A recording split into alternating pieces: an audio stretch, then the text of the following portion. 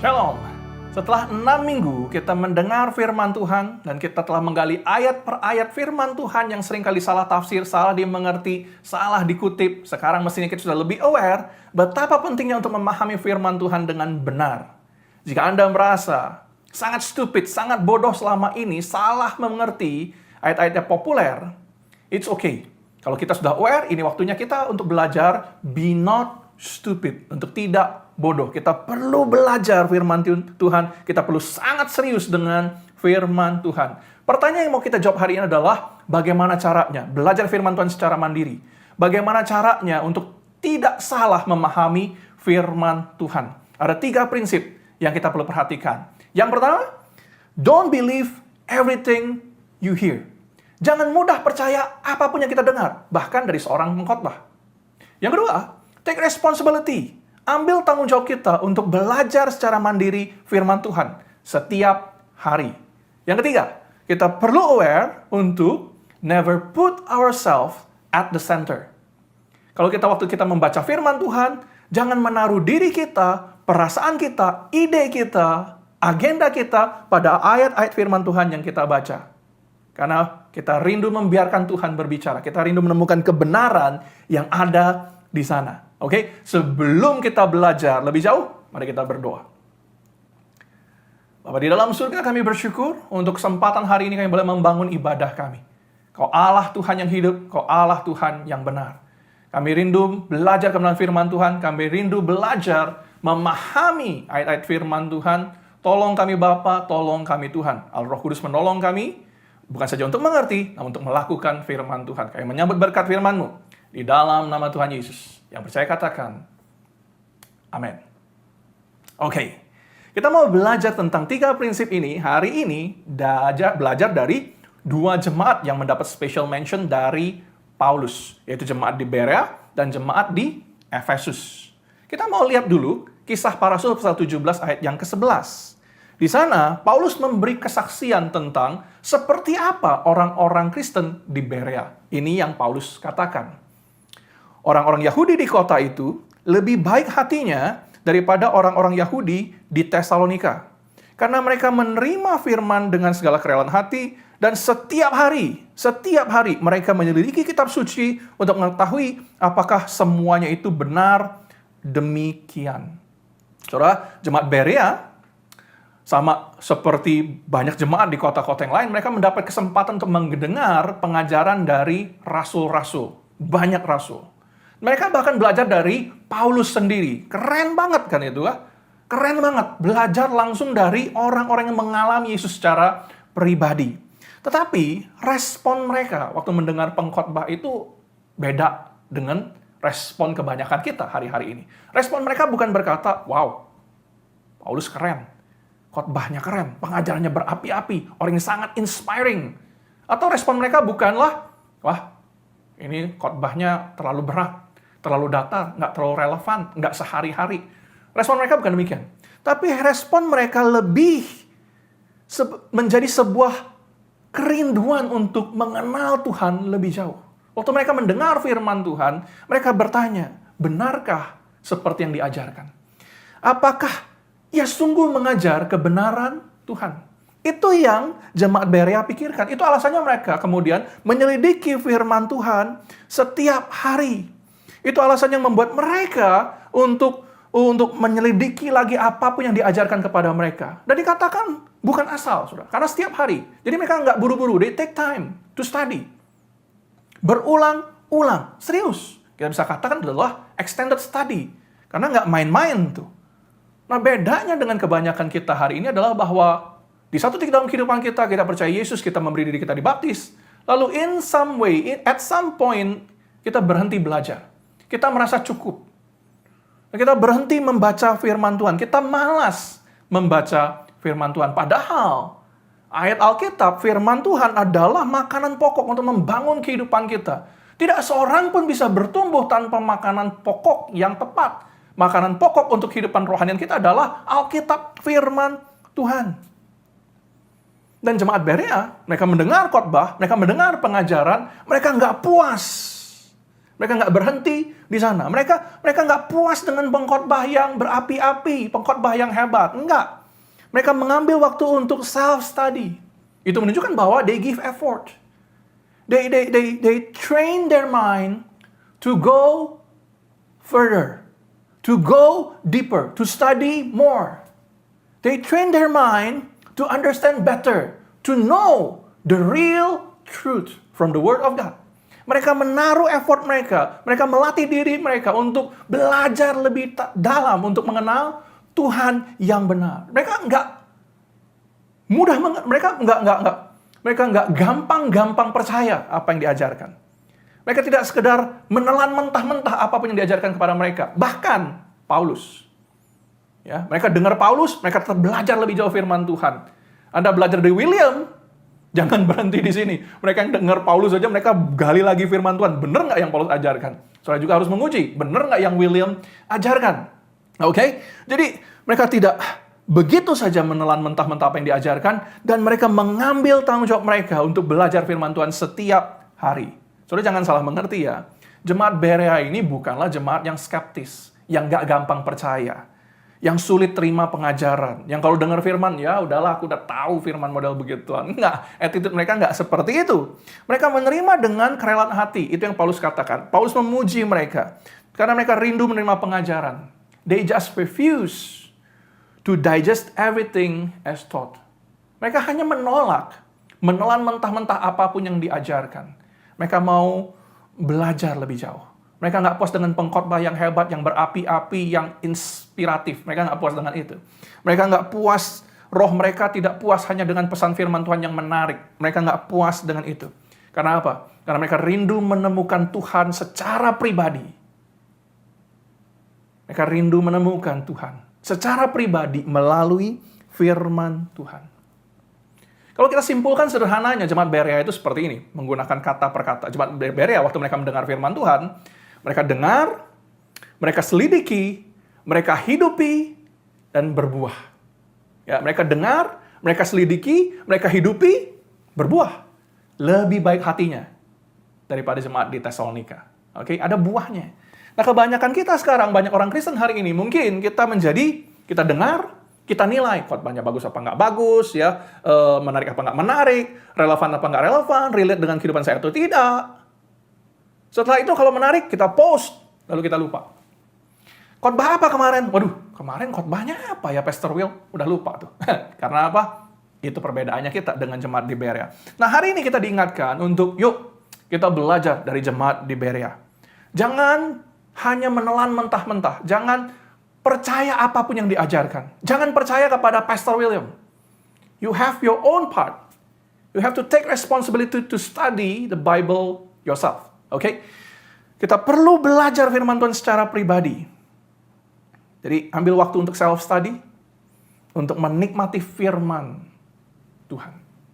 Nah, yang kedua, setelah kita tahu, kita udah lihat dari jemaat di Berea, dan kita tahu pentingnya belajar firman Tuhan secara mandiri, untuk connect kepada kebenaran sejati, kita perlu belajar secara mandiri. Di kesempatan berbeda, Paulus berbicara kepada Timotius, gembala jemaat di Efesus. Paulus mengingatkan Timotius dan jemaatnya di Efesus untuk waspada terhadap pengajar sesat. Hati-hati terhadap pengajar sesat. Kita juga hari ini sangat perlu waspada untuk tidak teralihkan dari ajaran sehat. Karena ada yang namanya ajaran sehat, ada ajaran sesat. Ya, ajaran sesat bisa kedengarannya mirip banget dengan ajaran sehat. Kita perlu hikmat, kita perlu belajar firman Tuhan untuk membedakan di antara keduanya. Tidak semua orang yang mengajar, tidak semua orang yang berkhotbah menggunakan ayat Alkitab pasti benar. Enggak. Oke? Dalam pesannya kepada Timotius, Paulus menulis demikian. Dalam 2 Timotius 4 maksud saya, ayat 2 sampai dengan 4, Paulus berkata, akan datang waktunya, orang tidak lagi dapat menerima ajaran sehat, tapi mereka akan mengumpulkan guru-guru menurut kehendaknya untuk memuaskan keinginan telinganya. Mereka akan memalingkan telinganya dari kebenaran dan membukanya bagi dongeng. Oh, perhatikan ini. Kita mesti tanya, kenapa Paulus menuliskan kalimat ini? Kenapa Paulus mengingatkan Timotius akan hal ini. Karena di Efesus ada pengajar sesat, ada pengajaran sesat yang sedang berkembang. Ada orang yang memutarbalikkan pengajaran firman Tuhan. Dalam 1 Timotius, Paulus menyebut 2 nama setidaknya. Yang pertama Hymenaeus dan Alexander. 2 pengajar sesat di dalam jemaat Efesus. Unfortunately, ada banyak orang yang percaya dan ikut kepada pengajar sesat ini. Dan hal inilah yang menggelisahkan Paulus. Itulah sebabnya secara spesifik Paulus menegaskan Timotius, memerintahkan Timotius untuk memperjuangkan kebenaran Tuhan. Jangan diam. Ajarkan kebenaran firman Tuhan yang benar dan tolak pengajar sesat. Saudara, kita mungkin bertanya, kenapa sih ada orang tertarik kepada pengajar sesat? Ada banyak alasan. Ya, simpel-simpel saja. Yang pertama, misalnya, karena pengajar sesat itu, pengkhotbah itu adalah seorang dengan figur karismatik. Khotbahnya menarik, terdengar sangat relevan dengan kehidupan kita sehari-hari. Dia punya karisma tertentu. Nah, itu membuat banyak orang tertarik untuk ikutan. Yang kedua, alasannya bisa jadi karena isi pengajarannya, kontennya itu menarik banget. Sangat sehari-hari, tapi ya bisa jadi menarik tapi nggak sesuai firman Tuhan. Hati-hati. Gitu ya. Pengkhotbah-pengkhotbah yang menarik bisa saja menawarkan hal-hal yang baru. Ya, pakai term-term yang baru, yang fresh. Tapi sekali lagi, tidak sesuai dengan kebenaran Tuhan. Alasan yang lain mungkin followernya banyak, gerejanya rame, ya musiknya keren, ya hype, rame lah gereja-gereja seperti itu. Saudara, jangan salah mengerti ya, saya tidak berkata bahwa semua pengkhotbah yang menarik, semua pengkhotbah yang bagus pasti sesat, kan nggak gitu ya. Bukan berarti semua pengajaran yang menarik pasti salah, nggak juga. Nggak semua gereja besar, mega church, pasti kompromi dengan kebenaran. Bukan itu poinnya. Yang ingin kita ketahui, yang kita perlu pelajari adalah bahwa yang jadi isu adalah kitanya, pendengarnya, murid Kristusnya. Karena isunya adalah banyak orang mencari apa yang kita sukai. Kita cenderung mencari apa yang kita pengen dengar. Dan kita tertarik ke sana. Di Efesus, jemaat lebih prefer dengar Hymenaeus daripada dengar Paulus. Ya kan? Bukan salahnya Paulus yang kurang menarik, tapi jemaat merasa Hymenaeus mengajarkan sesuatu yang lebih menarik gitu. Jemaat prefer Hymenaeus, mungkin mereka berkata, apa yang diajarkan Hymenaeus lebih relate buat saya, lebih menarik buat saya, gaya khotbahnya lebih serak buat saya,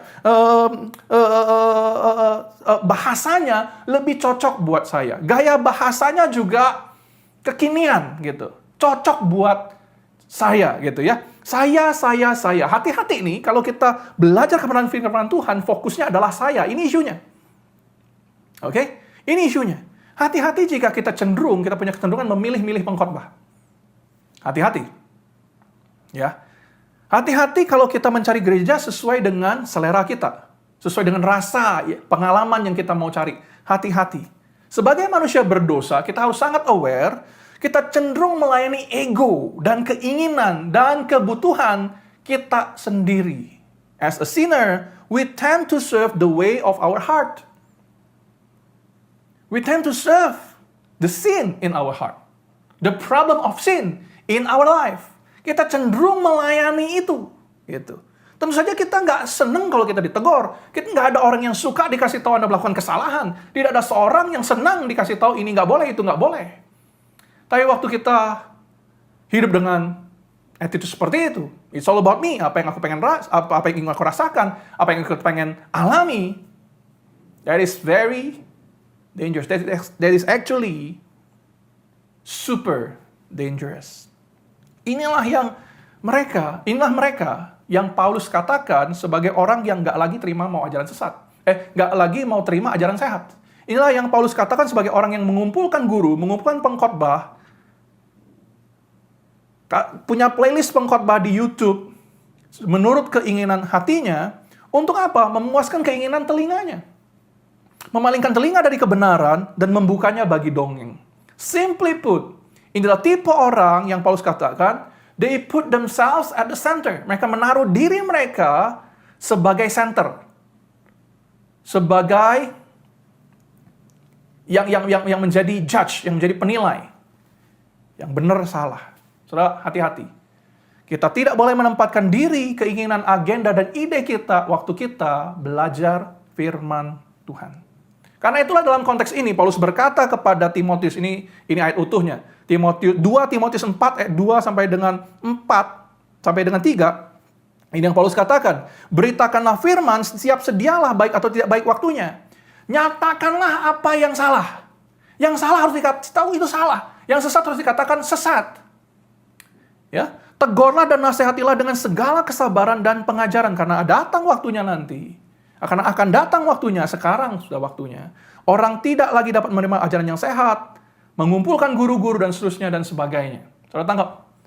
Waktu Paulus bicara tentang hal ini, Paulus mengingatkan Timotius, tim, beritakan firman. Siap gak siap, beritakan firman. Nyatakan apa yang salah. Yang sesat, bilang sesat. Supaya orang tidak jatuh kepada kebinasaan. Tegur dengan keras jika diperlukan. So here is the truth. Ini yang prinsip yang harus kita perlu perhatikan dan ingat baik-baik. Alkitab tidak ditulis sekedar untuk menghangatkan hati kita. Saudara mungkin tidak suka mendengar kalimat ini, tapi ini kebenarannya. Alkitab tidak ditulis hanya sekedar untuk menginspirasi kita. Alkitab tidak ditulis untuk menghibur kita. Alkitab tidak dimaksudkan untuk sekedar memberikan kepada kita kekuatan dalam kesesakan. Tidak juga untuk mengentertain our curious minds. Itu bukan tujuan Alkitab dituliskan. Sejatinya, Alkitab hanya punya satu goal, hanya punya satu tujuan, yaitu menolong kita, menolong orang berdosa untuk berjumpa dengan Yesus sejati. Tujuan Alkitab dari Kejadian sampai Wahyu adalah untuk menolong orang berdosa untuk berjumpa dengan Juru Selamat dunia yang kita kenal dalam nama Yesus. Tujuan Alkitab dari Kejadian sampai Wahyu untuk menolong kita manusia berdosa untuk berjumpa dengan Tuhan yang benar. Tanpa teologi yang benar, kita tidak mungkin berjumpa dengan Tuhan yang benar. Tanpa pemahaman firman Tuhan yang benar, mustahil kita dapat mengalami, menghidupi Yesus sejati.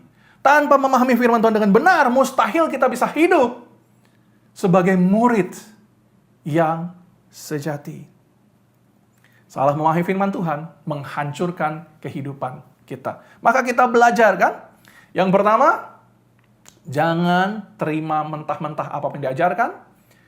Ambil tanggung jawab kita untuk belajar firman Tuhan setiap hari. Yang ketiga, kita perlu belajar untuk tidak menaruh diri kita sebagai pusat waktu kita belajar firman Tuhan. Oke, ini prinsip basicnya. Pertanyaan terakhir untuk kita jawab dalam seri khotbah ini. Jadi pertanyaan adalah, how to interpret our Bible? Bagaimana caranya kita menafsirkan Alkitab? Apa triknya supaya saya tidak salah mengerti kebenaran firman Tuhan? Oke, let's try something sekarang ya. Untuk menjawab pertanyaan ini, mari kita lakukan sesuatu. Saya mengajak saudara yang ada di rumah saat ini untuk melakukan sesuatu bersama-sama dengan saya. Oke, saudara siap? Sekarang, berdiri dari tempat saudara, nggak apa-apa, tinggalkan sedikit, berdiri aja dari tempat saudara dulu, tinggalkan tempat duduk saudara, lalu pergi ke rak buku, lihat sekitar saudara, di ruangan saudara, apakah ada buku di sana. Ya, saya punya buku di sini, saya punya buku di sebelah sana. Ambil satu buku secara random, buku apa saja. Kalau buku itu belum saudara pernah baca, lebih baik lagi. Buku yang saudara belum pernah baca, bagus. Buku yang saudara pernah baca juga nggak apa-apa. Ambil satu buku, coba ambil sekarang bukunya, saya tunggu. Take your book, saya juga punya buku. Nah, saya punya buku di sini. Saya pegang buku ya. Oke, saya punya buku di sini. Sudah pegang? Nggak usah lama-lama ya. Sudah? Pegang bukunya, duduk lagi di tempat saudara. Oke, sekarang, mari kita buka buku ini secara random. Jangan mulai dari halaman pertama, buka secara random. Buka random, oke? Saya buka secara random ya. Sekarang baca kalimat pertama. Kalimat pertama di buku tersebut. Kita buka secara random, kita baca kalimat apa yang muncul di sana. Baca. Kalimat yang pertama di halaman random yang kita buka. Apa yang sudah baca di situ? Sudah baca ya? Sekarang, pikirkan ini, kalimat ini. Apakah Anda mengerti yang sedang dibicarakan? Baca satu kalimat itu saja, randomly. Anda ngerti nggak apa yang sedang dibicarakan? Lagi ngomong apa di situ? Isu apa yang sedang dibahas? Anda tahu nggak? Saya duga Anda seperti saya juga nggak tahu. Saya coba baca apa yang saya temukan ya. Oke. Kalimat pertama yang saya baca di sini adalah Friedrich dan Frey mau menggunakan 4 sekaligus. Ini ada 2 nama orang. Friedrich dan Frey. Saya nggak tahu orang apa ini, saya cuma dapat namanya. Friedrich dan Frey mau menggunakan 4 sekaligus. Ini kalimat pertama yang saya baca di sini. Saudara, kalau kita baca begini nih, kita pikir nih ya, oh ini apa ini? Saya bertanya-tanya, apa sih ini ya? Apa yang terjadi? Siapa si Friedrich ini dan siapa si Frey? Apa relasinya Friedrich dan si Frey? Kenapa mereka mau menggunakan 4? 4 apa yang mereka mau gunakan sekaligus? Itu 4 infus, 4 bakso, 4 mobil, 4 apa? Gitu ya. Nggak jelas, nggak tahu. Mereka lagi ngapain sebenarnya? Gitu ya. Nggak tahu. Ini kalau kita baca secara random, kita nggak akan tahu apa yang sedang mereka bicarakan. Oke? That's the point. Jika kita menyimpulkan sesuatu, jika tadi saya menyimpulkan sesuatu dari kalimat itu ya, siapa tadi? Friedrich dan Frey. Saya menyimpulkan sesuatu tentang karakter mereka, tentang sifat mereka, apa yang mereka kerjakan, siapa mereka, apa yang mereka perbuat. Kalau saya simpulkan, saya pasti melakukan kesalahan fatal. Dan itulah yang terjadi. Waktu kita mengambil kesimpulan hanya dari satu kalimat, dari sebuah buku, kesimpulan apapun yang kita ambil akan sangat fatal. Karena apa? Karena pengetahuan kita terbatas. Karena kita bisa menyimpulkan lepas dari konteksnya. Saya cuma baca satu kalimat. Saya cuma baca satu kalimat, nggak bisa ambil kesimpulan apapun. Sama seperti waktu kita membaca buku apapun atau waktu kita membaca firman Tuhan. Kita nggak bisa memahami satu ayat firman Tuhan hanya dengan mengandalkan ayat tersebut. Kita perlu membaca kalimat sebelum, kita perlu membaca kalimat sesudahnya. Kalau kita baca kalimat sebelum dan kalimat sesudahnya, kita akan lebih mendapatkan clue apa yang sedang terjadi. Kita akan lebih mudah mendapatkan clue apa yang mereka akan gunakan. Oke? Dan itu terjadi kalau kita baca lebih banyak. Kita akan lebih ngerti tentang apa yang dibicarakan kalau kita bukan saja baca kalimat sebelum dan kalimat sesudahnya, tapi paragraf sebelum dan paragraf sesudahnya. Kita akan lebih mudah mengerti lagi apa yang mereka katakan kalau kita baca satu bab itu secara utuh. Dan kalau kita mau tahu benar apa yang sebenarnya terjadi dari awal hingga akhir, kita perlu baca, mengerti seluruh buku ini. Dari halaman pertama sampai halaman terakhir. Do you get it? Yang saya ingin katakan adalah begini. Waktu kita membaca firman Tuhan sama. Kita nggak bisa menggunakan satu ayat, lalu memutuskan kita sudah mengambil kesimpulan apa yang ayat itu ajarkan kepada kita hari ini. Saya percaya seharusnya apa yang baru kita lakukan menolong kita aware pentingnya menafsirkan Alkitab dengan tepat. Nah, apa yang paling basic adalah waktu kita mau belajar dan membaca firman Tuhan, yang paling basic adalah konteks. Konteks. Kita nggak bisa mengerti satu ayat tanpa memperhatikan konteksnya. Kita nggak bisa memperhatikan, mengambil kesimpulan dari satu ayat tanpa memahami konteksnya. Konteks apa itu? Banyak. Konteks budaya, konteks bahasa, konteks sejarah yang terjadi ribuan tahun yang lalu. Pada prinsipnya, basicnya adalah konteks is king. Konteks is everything. Kan kita sudah lakukan ini selama 6 minggu, bukan? Setelah 6 minggu kita belajar, kita terus mulai dari apa? Yuk kita baca ayat sebelumnya, ayat sesudahnya. Kita lakukan ini selama 6 minggu. Harusnya saudara sudah lebih aware tentang pattern ini. Ada pola di sana. Dan ini adalah apa yang kita sebut sebagai analisa konteks dekat. Dekat. Ayat itu yang kita baca, ayat atas, dan ayat sebelum dan ayat sesudahnya. Ini konteks dekat yang kita baca. Untuk membuat kita memahami lebih besar. Setelah kita baca ayat sebelum dan sesudahnya, kita berangkat untuk menganalisa konteks yang lebih jauh, yang lebih besar. Konteks jauhnya adalah apa? Kita perlu belajar untuk memahami bukan saja ayat itu atau perikop tersebut. Kita perlu belajar memahami kitabnya. Siapa penulis kitab tersebut? Dia tulis kitab itu untuk siapa? Untuk apa dituliskan? Gitu ya. Kita perlu jawab pertanyaan tersebut. Kita harus tahu apa yang sebenarnya terjadi. Isu apa yang dibicarakan. Hal-hal seperti itu kita perlu tanya. Bukunya, bukan cuma sekedar satu ayat, tapi satu buku tersebut. Kita perlu tahu hal-hal seperti itu. Kita juga perlu mencari tahu apa yang ayat Alkitab lain katakan tentang isu yang sedang kita baca. Misalnya, kita pernah bahas dalam seri khotbah ini, kita belajar tentang Daud dan Jonathan, dan dugaan bahwa mereka adalah seorang pasangan homoseksual. Kita baca ayat sebelum dan sesudahnya, kita ngerti, nggak seperti yang dibayangkan. Oke?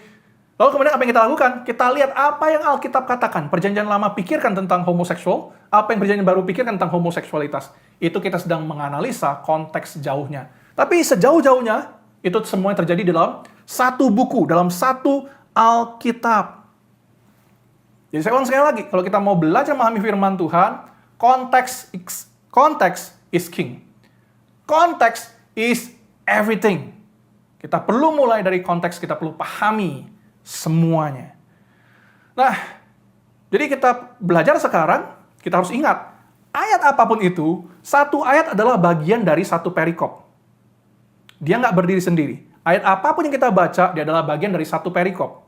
Satu perikop adalah mungkin bagian dari satu pasal di dalam Alkitab tersebut. Dan satu pasal dalam Alkitab tersebut adalah bagian dari satu kitab di dalam Alkitab tersebut. Satu kitab, apapun itu ya, Matius, Markus, Lukas, Yohanes, Kejadian, Keluaran, Amsal, Yeremia, apapun itu, adalah bagian dari satu Alkitab secara keseluruhan. Kita perlu melihatnya secara utuh. Konteks is king. Saudara mungkin berkata, susah banget kalau harus baca Alkitab semuanya dari Kejadian sampai Wahyu baru mengerti. You have to do that. Untuk mengerti secara utuh. Tapi, izinkan saya meringkasnya untuk Anda. Apa yang sebenarnya isi dari Kejadian sampai Wahyu? Isinya, secara kompak adalah Injil. Dari Kejadian sampai Wahyu, berita Injil menunjukkan kepada kita bahwa Allah menciptakan dunia dengan segala isinya, karena Dia mengasihi kita manusia. Lalu kemudian manusia yang diciptakan sempurna itu jatuh dalam dosa. Waktu kita jatuh dalam dosa, membangkang perintah Tuhan, Tuhan melakukan sesuatu. Tuhan tidak meninggalkan manusia dalam dosa. Tuhan langsung mengerjakan sebuah karya keselamatan, karya penyelamatan. Dan apa yang Tuhan kerjakan, Tuhan memilih Israel sebagai umat pilihan Tuhan. Tuhan berkata kepada Israel, dari keturunanmu akan ada seorang Mesias juru selamat. Perjanjian baru dimulai dengan bagaimana juru selamat itu, Mesias, Yesus dilahirkan dari seorang anak darah, dari seorang perawan. Dia bertumbuh, dia hidup, dia melayani, dia memberitakan Injil Kerajaan Allah, sampai kemudian Yesus mati di atas kayu salib untuk menebus dosa kita. Barang siapa percaya kepada Yesus tidak akan binasa, melainkan beroleh hidup yang kekal, beroleh surga. Setelah Yesus mati, 3 hari kemudian, dia bangkit dari kematian, menunjukkan bahwa dia adalah Tuhan seperti yang dia katakan. Bahwa dia adalah Tuhan yang mampu mengalahkan maut, kematian. Dan dia bangkit, menunjukkan bahwa dia punya power untuk memberikan pada kita masa depan. Dia mengalami semuanya. Dia mengalami penderitaan, dia diolok, dianiaya, dimusuhi, sampai akhirnya mati di salib. Tapi kematiannya bukanlah tanda kekalahan.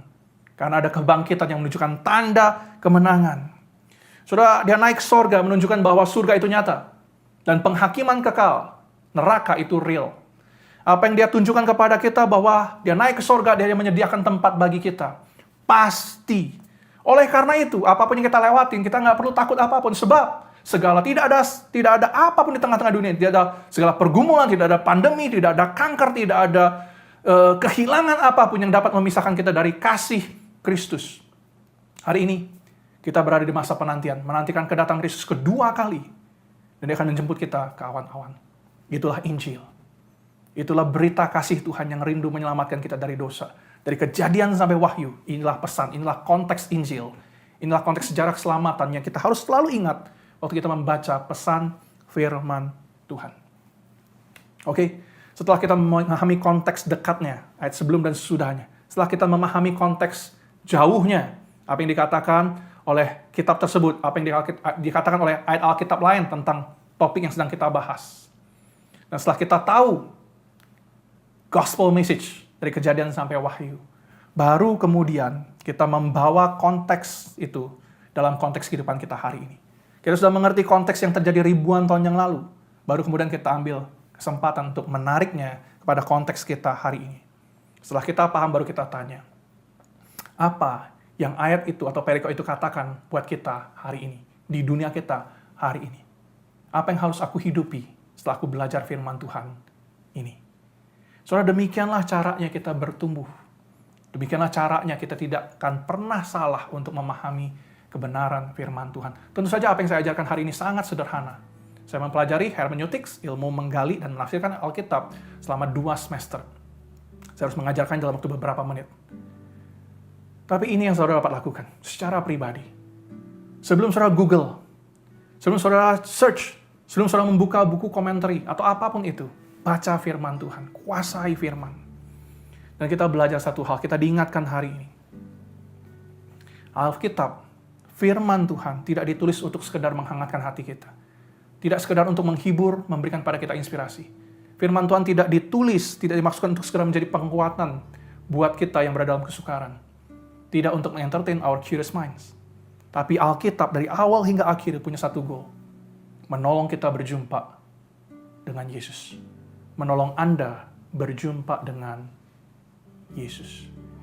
Maka, biarlah hari ini kita belajar mengingat, tanpa teologi yang benar, tanpa doktrin yang benar, tanpa pemahaman firman Tuhan yang benar, mustahil bagi kita untuk menjadi murid seperti yang Tuhan rindukan.